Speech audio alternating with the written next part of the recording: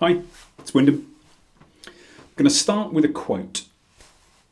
Worldly wisdom teaches it is better for reputation to fail conventionally than to succeed unconventionally.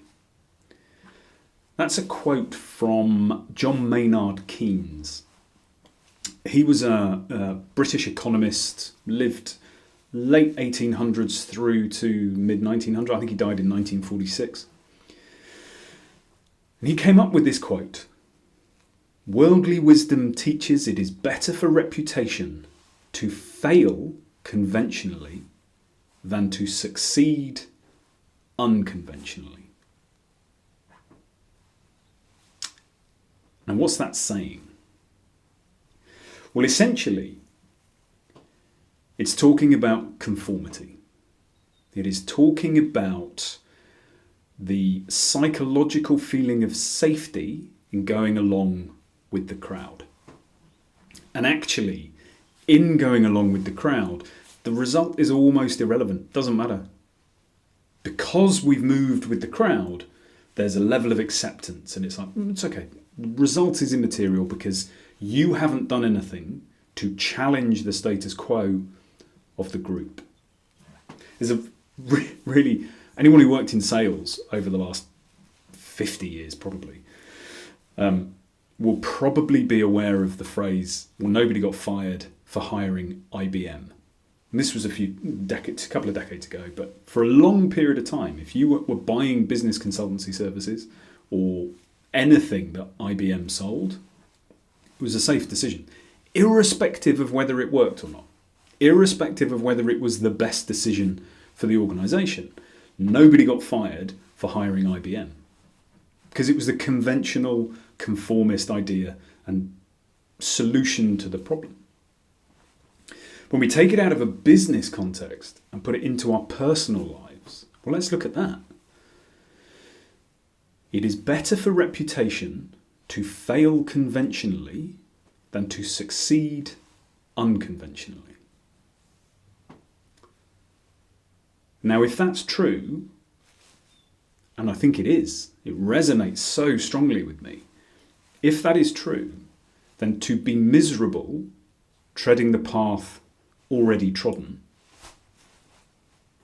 okay, that is better and safer than to recognise we're unhappy and strike off in an entirely new direction. And there's a reason why we extend judgment on people who have chosen an unconventional approach, irrespective of their results. Those people who have chosen not to move with the herd, that's potentially a derogatory term, but I count myself as bought and paid up member of that herd for such a long time, and in many areas I still am. I'm not some maverick roaming around doing whatever the hell he pleases whenever he pleases, irrespective from an external perspective of the impact. I'm still a conformist in many areas of my life, but I have stepped away from the corporate road that I was on.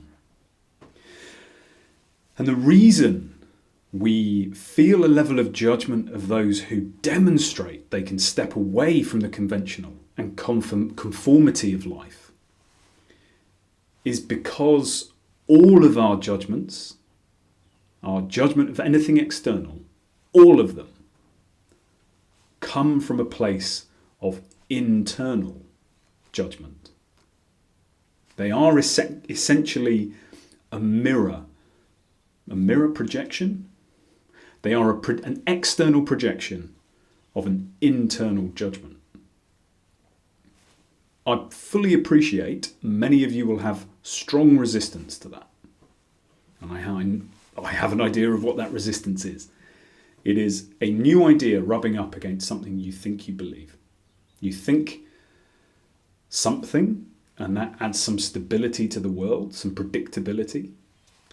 And what I've just said, if you are resisting it, has rubbed up against that and potentially threatens the truth of your blueprint. But it is the reality as I have experienced it. All of our judgments that we project into the world and we impose on other people are based on an internal judgment first. So, back to that quote. It is better for reputation to fail conventionally than to succeed unconventionally. When we judge those who have chosen an unconventional path in life, the reason we are doing that is because in every single one of us, there is a rebel looking to break free. In every single one of us, there are an accumulation of compromises we have made in order to be accepted. We have compromised on certain values. We have compromised on our dreams, on our desires. We've compromised on what we believed possible for ourselves because of the inclusion criteria of the groups we find ourselves seeking safety in. So when we see someone who is treading a different path, who is acting unconventionally, that judgment kicks in because we are judging ourselves for not having the bravery, the courage to do the same. Now, if you are blissfully happy in your life, this doesn't apply to you. But if there's a level of lack of fulfillment, if there is a level of unhappiness, lack of meaning, disengagement, demotivation, disillusionment, is that the price of conformity? Is that the price you are paying for sticking with what is conventional? And what might you achieve? What might you be able to realize if you had the courage to be unconventional? We get one go at this life. Whatever you believe comes next, we get one go at this life as who you are today. Who you are for this period of time. One go. Is it really better to fail conventionally than to succeed unconventionally?